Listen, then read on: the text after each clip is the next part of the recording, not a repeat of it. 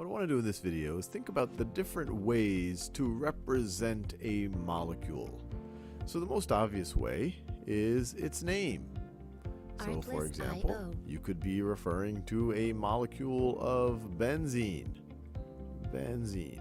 But just the word benzene tells you very little about what actually makes up this molecule. And there's other naming conventions that do give more information, but you might say, well, I actually want to know more about the actual particular elements that make it up. Well, that might be, in that case, it might be useful to move up to the empirical formula. Empirical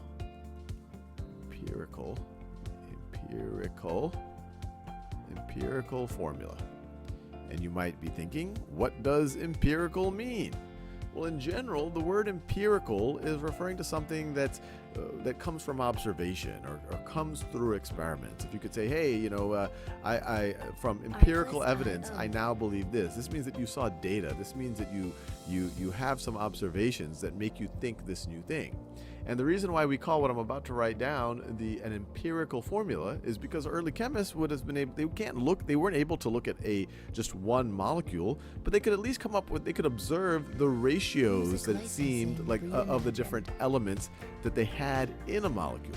So an empirical formula gives you a ratio of the elements in the molecule.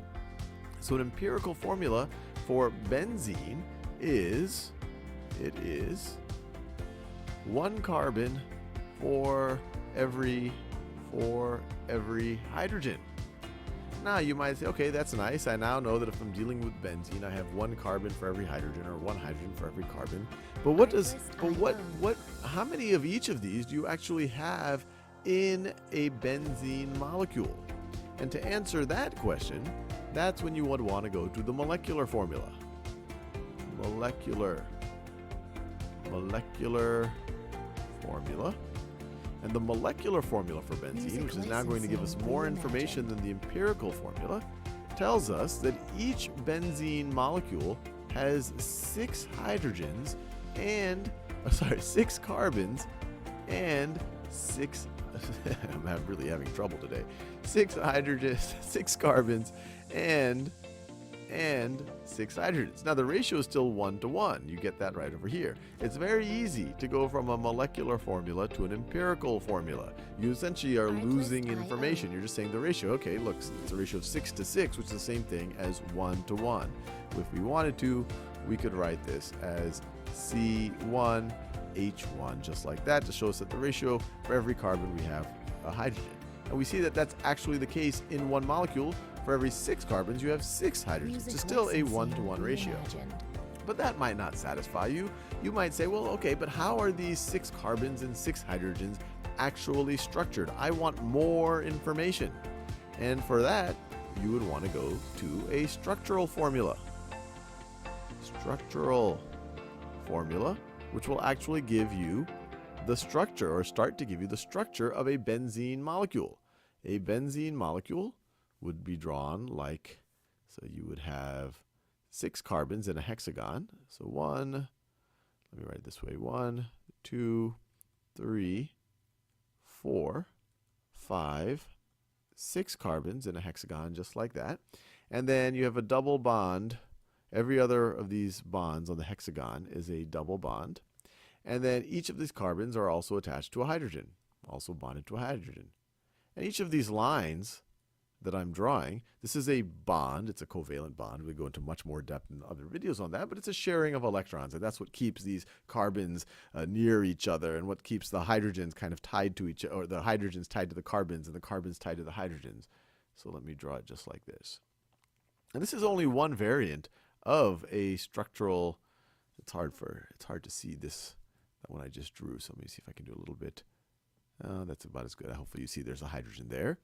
And there's a hydrogen right over there. And this is one variant of a structural formulas. Some structural formulas will actually give you some 3D information, will tell you whether a molecule is kind of popping in or out of the page. Others might not be as explicit.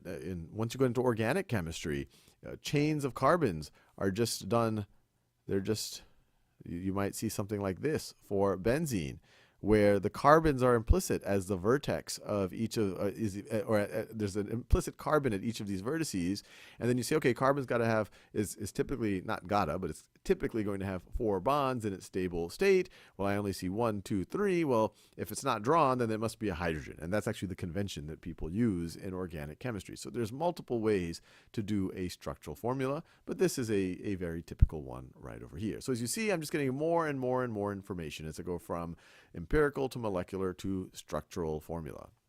Now, I want to make clear that empirical formulas and molecular formulas aren't always different if the ratios are actually also show the actual number of each of those elements that you have in the molecule. And a good example of that would be water. So let me do water. So let me do this in a different color I'm pretty much used every color. So water. So water, we all know, for every 2 hydrogens, and since I already decided to use blue for hydrogen, let me use blue again for hydrogen. For every 2 hydrogens, you have an oxygen. You have a oxygen. Now, it just so happens to be that what I just wrote down, I kind of thought in terms of empirical formula, in terms of ratios, but that's actually the case. A molecule of a molecule of water has exactly 2 hydrogens and 1 oxygen. And if you want to see its structural formula, and you're probably familiar with it, or you might be familiar with it, each of those oxygens in a water molecule are bonded to 2 hydrogens. So hopefully this at least begins to appreciate different ways of referring to or representing a molecule.